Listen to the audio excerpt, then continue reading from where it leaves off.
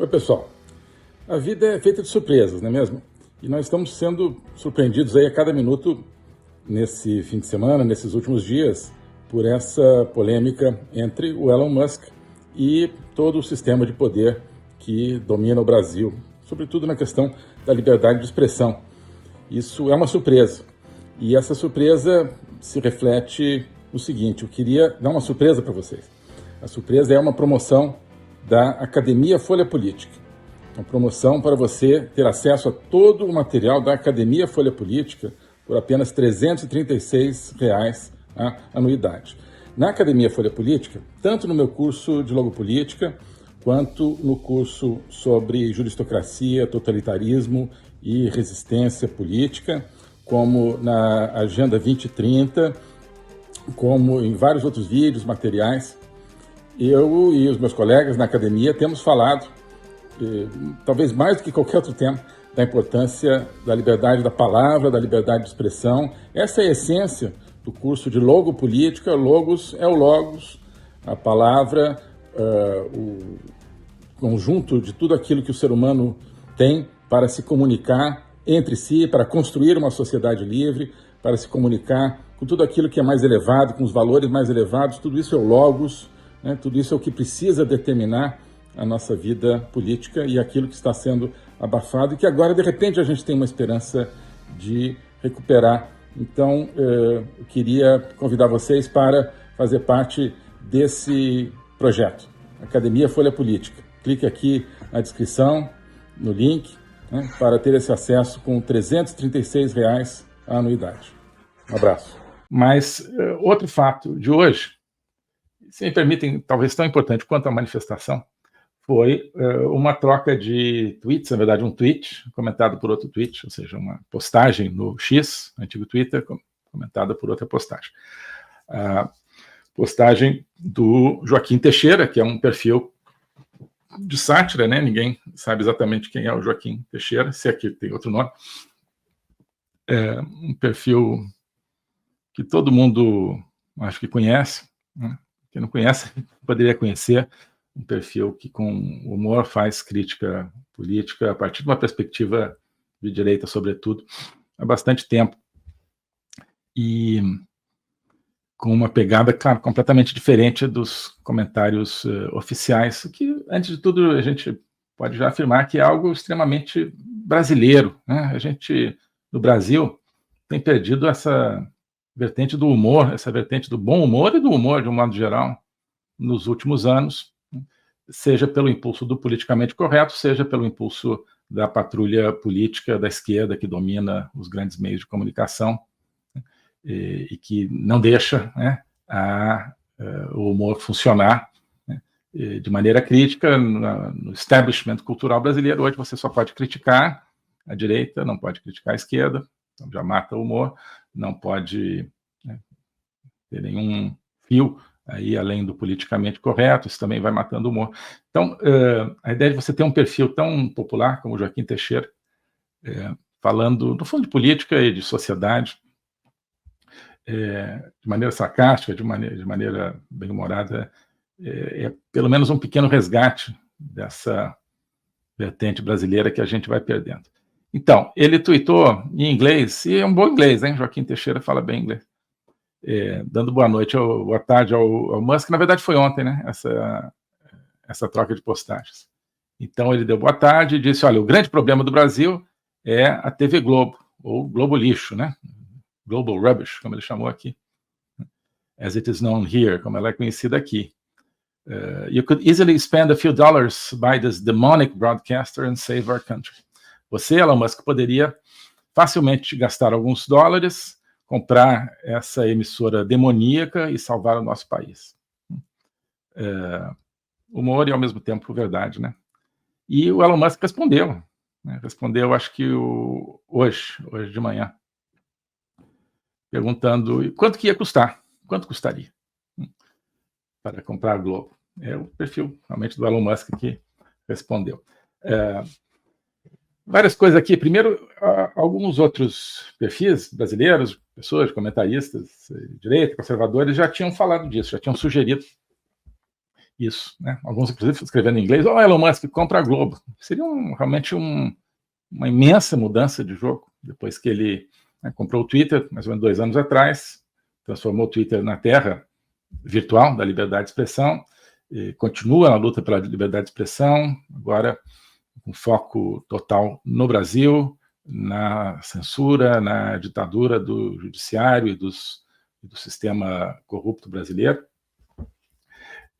Elon Musk focou nisso, e agora, né, quem sabe então, se ele comprasse a Globo, né, poderia transformar a Globo, essa imensa emissora brasileira e latino-americana, e né, com uma presença no mundo, inclusive, mas sobretudo no Brasil, é claro, poderia transformar a Globo, né, como ele transformou o Twitter, transformar a Globo, quem sabe, uma terra de liberdade de expressão. Isso, né, transformaria o Brasil, né, pintaria o Brasil de uma outra cor, pintaria o Brasil de uma cor de liberdade. Não é brincadeira, não é também algo fora do espectro do que o Elon Musk tem feito. Parece que a compra do Twitter, ele começou a ter essa ideia quando alguém tweetou justamente no Twitter, né, alguns anos atrás. Ele já tinha a conta dele no Twitter, como todo mundo tem, e ele tweetou lá, olha, eu adoro o Twitter. E aí alguém escreveu lá comentando, por que você então não compra o Twitter? Eu acho que isso aqui deu a ideia. Foi lá e comprou. Comprou até, acho que com prejuízo. E talvez continue tendo algum prejuízo, mas eu acredito na sinceridade dele em lutar pela liberdade de expressão. De qualquer forma, ele está lutando pela liberdade de expressão, né? E nós estamos colhendo os frutos disso. Começando a colher, começando a sentir o aroma dos frutos da liberdade de expressão, graças ao Elon Musk.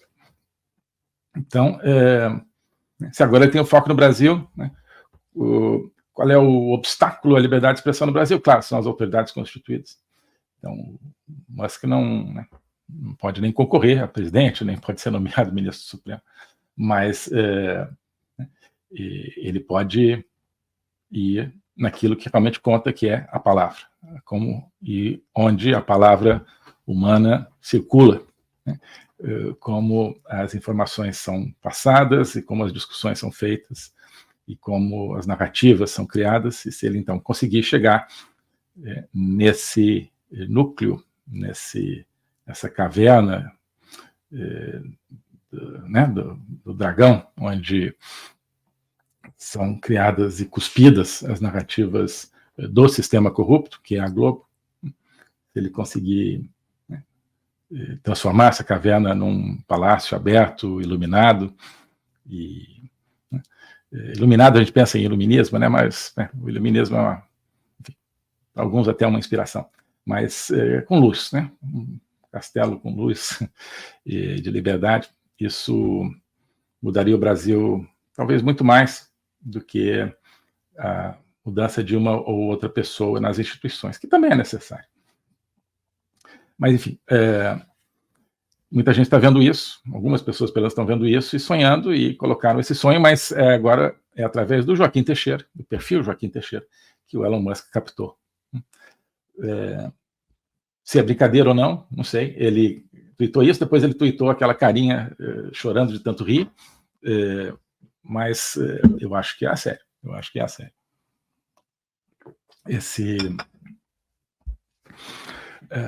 Esse interesse dele. Bom, eu acho que isso realmente nos abre um horizonte muito amplo e muito interessante. Essa interação entre um perfil de humor político, social, digamos, né, no Twitter, com essa figura de um empreendedor que está mudando a cena, o panorama da sociedade da informação, porque ele está trabalhando justamente no coração da sociedade da informação, que é a circulação da informação e da palavra. Então, é uma interação que passa fora das instituições, né? Ninguém fez aqui uma petição, né? um ofício, né? Sugerindo ou pedindo algo, não se trata de um processo controlado por uma entidade fiscalizadora, de fiscalização sobre os meios de comunicação, mas essa interação é uma interação espontânea, nasceu aí, e esse perfil de Joaquim Teixeira, portanto, acho que ele simboliza muita coisa, né? Simboliza muita coisa. Essa liberdade de você falar o que quiser. O Joaquim Teixeira, ele, né, tem tweets completamente politicamente incorretos, ele faz troça com o politicamente correto, ele, ao mesmo tempo, né, acompanha o descalabro político que a gente está vivendo, ele tem ideias e tem, eu acho que esse vício, né, esse frescor de ver as coisas por uma perspectiva diferente. Realmente acho que quem quer que seja que faz esse perfil tem esse dom. Com uma linguagem que fala, né, aos brasileiros, que fala aos americanos, portanto, ao mundo, que não é a linguagem oficial, não é a linguagem diplomática, né, não é a linguagem do establishment, não é a linguagem da Globo, né, não é a linguagem da Globo. Então, ele abre e ele vive num campo completamente diferente do campo da interação estatal e o campo da sujeição da sociedade ao Estado. E Elon Musk também. Elon Musk também vem de um lugar que é difícil para a gente reconhecer, porque ele é completamente fora do Estado também. A gente não está acostumado ao fato de um empreendedor ter tanta influência vindo de fora do Estado. A gente está acostumado, mais ou menos, a empreendedores que se tornam políticos. Por exemplo, Donald Trump, né, se torna político, presidente dos Estados Unidos, com uma importância imensa, claro. Outros empreendedores que né, financiam aí entidades supranacionais ou internacionais, como Bill Gates, no caso da OMS, mas não deixa de ser uma entidade paragovernamental ou, né, supragovernamental, influenciada pelos governos, com certas características governamentais tradicionais. Então, essa é a influência que a gente está acostumado. Ou então, ONGs, né, patrocinadas aí pelo Soros, por exemplo. Mas as ONGs, as organizações não governamentais, esse não, né, não é tão não governamentais, né? São organizações que, no fundo, querem se apossar da formulação e execução das políticas governamentais. As ONGs, organizações não governamentais, são organizações ainda não governamentais, né? Ou organizações quase governamentais, organizações mais do que governamentais, elas permitem uma influência através dos governos, maior do que os governos, muitas vezes. Elon Musk é diferente. Ele está influenciando através de uma plataforma de comunicação, e que também vai ser outras coisas, né? Plataforma de pagamento, etc. Através da sua rede de satélites, através de outras inovações que ele traz. A dimensão da rede de pagamentos é muito interessante. Ele começou a carreira empresarial, não começou, eu acho, mas um dos saltos importantes foi quando ele adquiriu o PayPal, né? PayPal, talvez hoje ainda é o principal meio de pagamentos, digamos assim, extraoficial, né? Que escapa do sistema bancário, não é que escape, mas assim, que está além do sistema bancário formal, embora totalmente legal, né, inserido no sistema financeiro, mas o PayPal, né, permite que você tenha uma conta que não é uma conta bancária, que você faça pagamento a partir de um meio que não é um meio bancário, diretamente controlado pelo Estado, né? E isso tem uma importância imensa, né? Porque cada vez mais o controle estatal tende a se dar também, e pela questão dos meios de pagamento, a ideia das moedas eletrônicas, as moedas estatais eletrônicas, que, né, permitirão a um governo, a uma entidade central, fiscalizar todas as movimentações financeiras de todas as pessoas, ao mesmo tempo em que vai se banindo o dinheiro vivo, né? Portanto, a não ser que seja para uma compra muito pequena, todo mundo vai ter que ter, no fundo, a sua vida financeira devassável. É bom, claro, para você pegar corrupto, mas essas coisas você nunca pega corrupto, né? Engraçado. Essas coisas de transparência são só para pegar, enfim, para vigiar cidadãos de bem, né? Se fosse para pegar corrupto, até que valia a pena, talvez. Mas, de modo geral, as linhas de poder, as linhas políticas que querem mais e mais controle sobre a população, volta e meia se valem desse argumento, precisamos então controlar as redes para evitar o crime, para evitar a pedofilia, por exemplo, está ótimo, né? Mas já existem os mecanismos para isso, o que precisa é ir atrás, né? E o problema, a meu ver, da pedofilia, por exemplo, é que tem, pelos Estados Unidos, parece ser o caso, né? Pessoas altas na política envolvidas, e aí as autoridades não querem chegar tão perto. Então, o problema não são as redes, né? Não são as redes. O certo é que é desculpa, né? É desculpa. As pessoas não estão preocupadas em evitar o crime, estão preocupadas em censurar. Então, também, no caso das moedas, para ter controle sobre os fluxos financeiros da droga, etc. Não, não é, porque os fluxos financeiros da droga estão crescendo exponencialmente. E outros fluxos, né? Tráfico de pessoas, sobretudo. Então, a preocupação não é essa aí, no entanto, está surgindo cada vez mais controle. O PayPal e a ideia do Elon Musk de acoplar o X a uma plataforma de pagamentos não estatal, por exemplo, né, iria nesse sentido de liberar as pessoas para viver num ambiente eletrônico, mas com a privacidade do dinheiro antigo, né, sem que todas as suas transações sejam conhecidas pelo Estado. Isso também seria fundamental. Então, o Elon Musk tem essa visão, satélites, para que você não dependa de um governo, né, nacional ou estrangeiro, para que possa abrir ou fechar a chave da sua internet, né? Hoje no Brasil, isso pode ser feito não só pelo governo brasileiro, mas pelo governo chinês, né? Porque deixaram o 5G da Huawei, o equipamento da Huawei chinesa entrar no Brasil, e com isso, né, a China também pode fechar ou abrir a chave da internet no Brasil. Os satélites do Elon Musk permitem, né, uma conexão que passe, portanto, ao largo, né, desses partidos comunistas chineses ou brasileiros ou o que quer que seja que querem controlar a internet. Então, tudo isso é o Elon Musk. Tudo isso é o Elon Musk. É um novo ator, é um novo tipo de ator. Então, nós temos aqui dois tipos de atores diferentes no campo político. Joaquim Teixeira, Joaquim Teixeira e tal, não pode levar a sério, mas justamente por isso, né? Justamente por não ser a sério é que ele se exige ser levado a sério, né? Porque ele traz toda essa energia que vem do não levar tudo totalmente a sério, de ter, portanto, o canal do humor e da sátira para criticar o poder, por isso que ele tem tanta importância. Pelo fato de ser tão raro isso hoje, né? Então, tem que se levar a sério, sim, né? Tanto que o Elon Musk, foi a ele que ele levou a sério, entre várias pessoas que fizeram que lembraram essa coisa, olha, compra a Globo, por que você não compra a Globo? Então, tem muita gente aí pensando, não, o que aconteceria realmente se o Elon Musk comprasse a Globo, né? Vale a pena sonhar, é do sonho que nasce a realidade.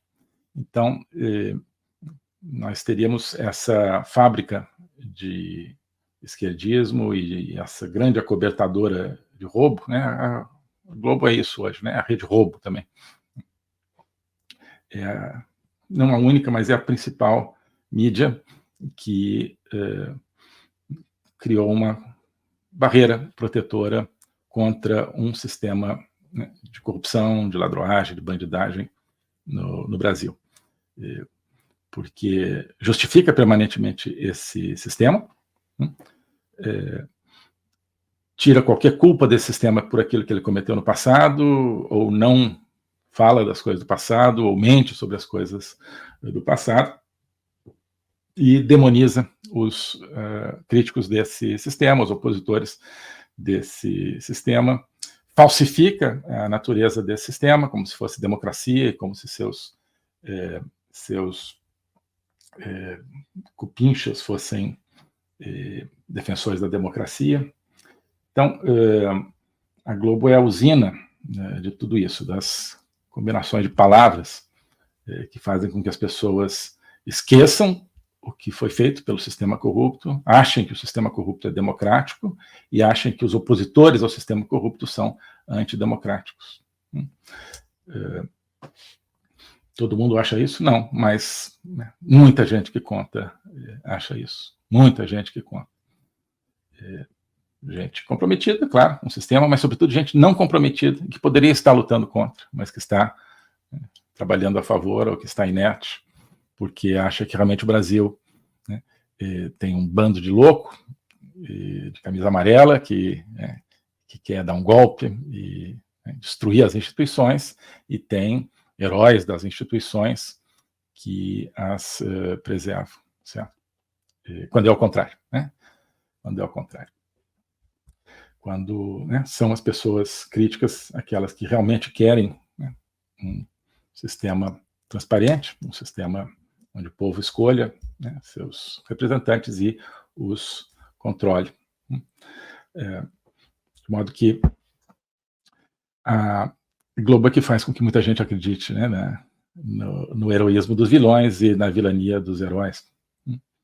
Isso é terrível, essa é uma inversão completa de valores.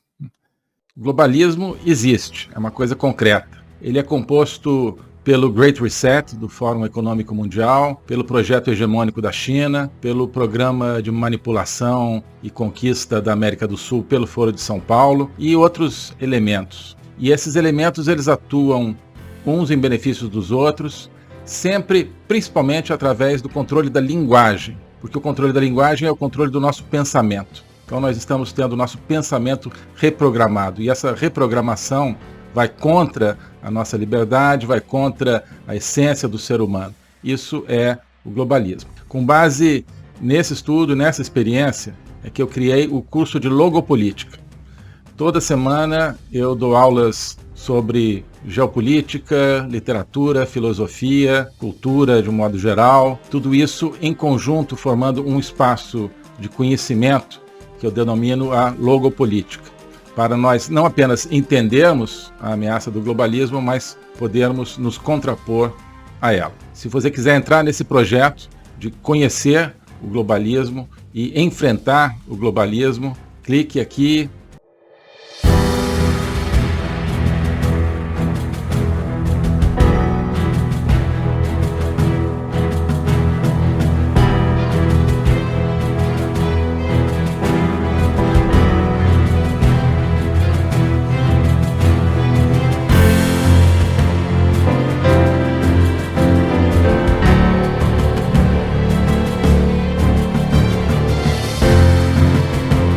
Oi pessoal, hoje eu queria convidar você, cada um de vocês, para fazer parte de um projeto, que é a Academia Folha Política. A Academia Folha Política é mais do que um curso, simplesmente. Ali dentro tem o meu curso de Logopolítica, agora também o curso sobre juristocracia, totalitarismo e resistência política. Tem outras iniciativas, como a Agenda 2030, de comentário de atualidades, tem vários vídeos, mas isso tudo cria um espaço, não é apenas uma coleção de produtos individuais. Isso é um espaço de reflexão, um espaço de conexão entre as pessoas e, sobretudo, um espaço de autoconhecimento. Ali a gente está construindo um caminho, uma viagem para que cada um se conheça melhor a si mesmo, isso é a base de tudo, também para que nós, como brasileiros, conheçamos melhor o nosso país, nós conheçamos melhor o tempo que nós vivemos no nosso mundo, que nós conheçamos melhor também a nossa civilização, a civilização ocidental. Isso tudo cria uma atmosfera de conhecimento. E o conhecimento é que conduz à liberdade, que conduz à libertação. Então, esse é o convite que eu queria fazer. Conhecer todo esse ambiente de uma construção conjunta. Passando a ser membro da Academia Folha Política, você não está adquirindo, portanto, um produto pronto, definido e acabado, como um curso definitivo. Não. É um processo do qual você vai participar, um processo no qual você vai criar o seu próprio conhecimento. Tá bom? Então aqui tem a descrição, tem o link para ingressar na academia. Tem a opção anual, a opção mensal, e eu tenho certeza que quem entrar vai se entusiasmar com esse projeto, vai se entusiasmar com essa construção, tá bom? Abraço!